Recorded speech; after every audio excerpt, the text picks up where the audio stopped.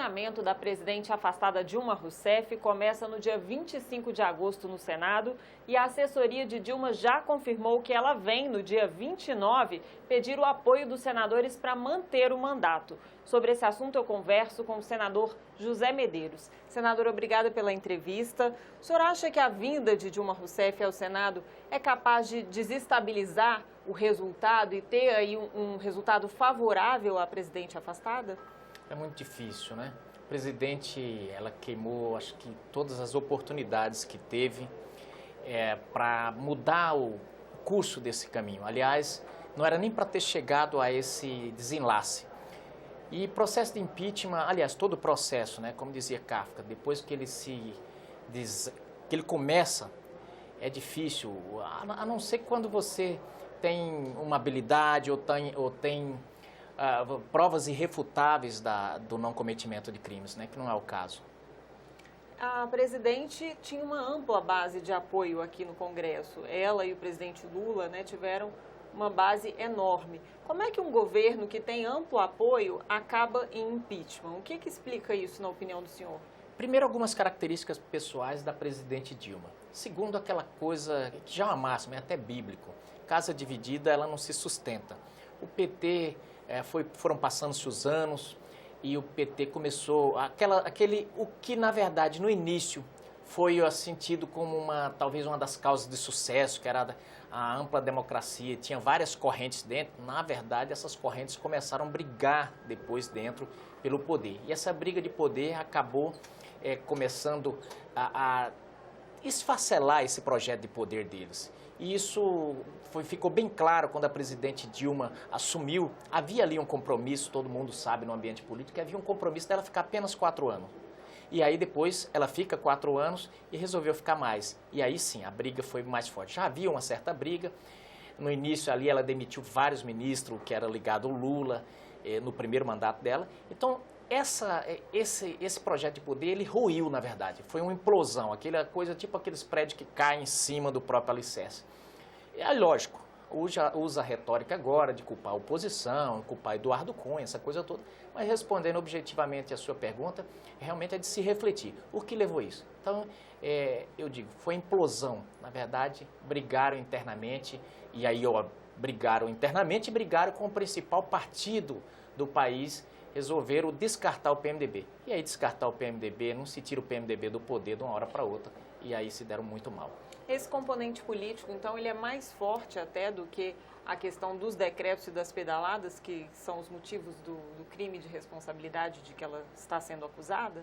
Olha, os presidentes, eles cometem crime o tempo inteiro, essa é a grande verdade. Se você for computar os crimes que o governo de Lula cometeu, é uma coisa absurda. Mas o que ocorre? Vai discutir impeachment, por exemplo, do Lula naquele momento, ele em pleno ápice do seu apoio popular e político. A população não aceitava. Eu digo, o processo de impeachment, ele é calcado em ele é lastreado em algumas... Primeiro, vários fatores. Vários fatores. O apoio popular, o cometimento de crime, né? E, obviamente, o apoio político para que ele ocorra. O caso é que a presidente Dilma, ela alcançou as 3 figuras: cometimento de crime, falta de apoio popular e falta de apoio político. E aí, quando se chega a um tripé desse, nem monarquia se sustenta. Essa que é a grande verdade. É por isso que ela caiu. Aí, óbvio, as pessoas estão caçando a presidente com argumentos políticos. O processo de impeachment, ele é um híbrido político-jurídico. E ela chegou a esse momento mágico, vamos dizer, essa tempestade perfeita que não tem como ela se sustentar. Tanto que ela mesma admite que se voltar, se ela conseguir passar pelo processo de impeachment, ela mesma convoca um plebiscito. Por quê? Porque ela sabe que ela não tem condições de governar. Vamos supor que ela consiga passar por esse processo. Essa questão do plebiscito, né? Ela lançou uma carta prometendo que vai chamar um plebiscito para novas eleições. O senhor acha que isso é possível? O senhor acha que a população quer isso? O Congresso aceita? Primeiro que, com todo respeito pela presidente, ela está mentindo. Ela não vai fazer isso. Se ela conseguir passar por esse processo de impeachment, esquece plebiscito. Ela não faria isso. Ela teve todas as oportunidades para, por exemplo, fazer isso. Ela sentiu que não tinha mais as condições no parlamento e tudo, e não fez. Agora, nesse momento, quando ela já viu que não tem mais, que Inês é morta, aí ela está propondo isso. Então é mais uma retórica, a gente sabe que ela está propondo. Agora, lógico que isso seria inimaginável, porque se ela não teve votos lá na Câmara para evitar o impeachment, ela teria para aprovar uma PEC que precisa da mesma quantia de voto, né? Então, é retórica para dizer, eu penso que eles fizeram uma estratégia errada, porque se tivesse deixado esse processo transcorrer rápido, ela poderia então usar o benefício da dúvida, porque a população ainda não tinha acompanhado o que é esse negócio de decreto, pedalada. Mas com o delongar, como eles resolveram jogar isso para frente, na esperança de que passasse os 6 meses e ela voltasse, na verdade a população passou a entender. E agora está todo mundo olhando e falando, realmente ela cometeu o crime. Esse elemento, então, não é capaz de mudar o voto dos senadores, novas eleições? Ah, não é. Não é porque aqui todo mundo, o mais inexperiente aqui, conhece muito bem como é que funciona o processo legislativo e sabe que isso demoraria uma eternidade. Então, não tem como. Uma possibilidade de que isso acontecesse seria se a chapa fosse cassada e aí haveria eleições diretas esse ano. E se fosse o ano que vem, eleições indiretas. Mas isso é um imponderável. Então, o plebiscito está totalmente descartado. Até porque seria um casuísmo. Veja bem, nós temos uma Constituição que diz que na vacância do presidente assume quem? Assume o vice. E, portanto, o vice-presidente Michel Temer é uma consequência constitucional. Por que nós fazemos uma coisa diferente, sendo que a Constituição já diz qual o roteiro a seguir, não é? A vinda da presidente, como é que o senhor acha que os senadores vão se comportar diante dela?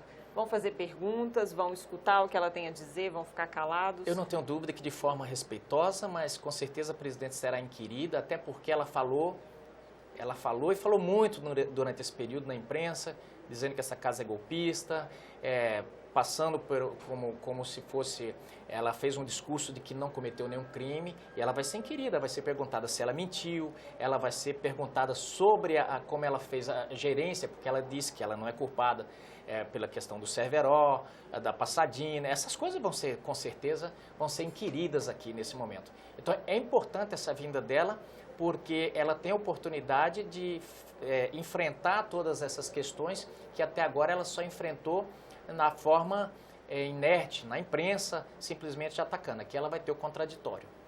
Antes da vinda dela, a gente vai ter na quinta e na sexta-feira, 25 e 26, a oitiva de testemunhas, né? São 2 testemunhas da acusação, 6 testemunhas da defesa, quase os mesmos nomes que já foram ouvidos na comissão. Acho que a única novidade aí é o procurador Ivan Marques, que está do lado da defesa. Qual é a expectativa do senhor em relação a essa oitiva? Vai ser repetitivo em relação à comissão ou o procurador Ivan Marques também pode desestabilizar esse processo? É que nós não temos tempo aqui, mas senão eu já conseguiria repetir de cor o que será essa audiência. Vai ser os mesmos discursos de sempre, até porque não tem muito o que se falar. Nós falamos durante 3 meses essas coisas. Os senadores da defesa da presidente Dilma, o discurso é o mesmo, é dizer que o impeachment é golpe, que as pedaladas não são crime e dizer que vão dizer que o procurador disse que as pedaladas não são operações de decreto. Vai ser basicamente o resumo da ópera, vai ser isso, repetitivo, vão apresentar as mesmas questões de ordem. Então quem assistiu, isso é que nem novela, quem assistiu o capítulo anterior, praticamente o outro é praticamente a mesma coisa. O diferencial é que isso pode se delongar e de repente a gente pode entrar até final de semana adentro, porque nós estamos nesse momento, é bom que as pessoas entendam, e aí aqui falo para os defensores da presidente Dilma, ninguém está querendo acelerar nada, é que isso é um processo do mesmo rito do tribunal de júri, e quando começa o julgamento, as testemunhas elas ficam enclausuradas, eu vou usar esse termo porque a grande verdade é essa, elas não podem ficar com telefone celular, não pode ter televisão, elas ficam num quarto de hotel, simplesmente lá fechadas. E aí a gente não pode deixar essas pessoas presas por muito tempo. Então a gente tem que começar a oitiva das testemunhas e ir até terminar. Se porventura não terminar no sábado, não terminar na sexta, vai para o sábado. Se não terminar no sábado, vamos para o domingo. E aí se a gente pensar que são 81 senadores, que cada um tem direito a fazer perguntas, isso realmente vai longe. São 6 testemunhas, por isso que a gente talvez entre até no final de semana aí.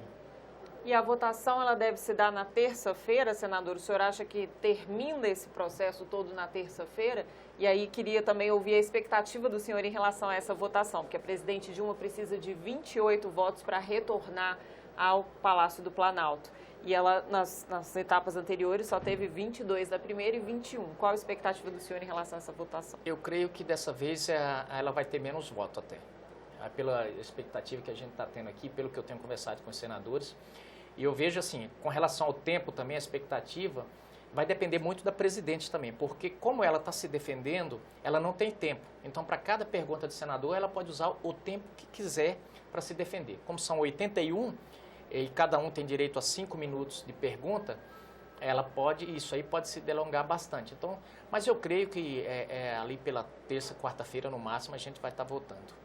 Obrigada, senador. Eu que Nós agradeço. conversamos com o senador José Medeiros sobre o calendário do impeachment. A votação começa no próximo dia 25 de agosto.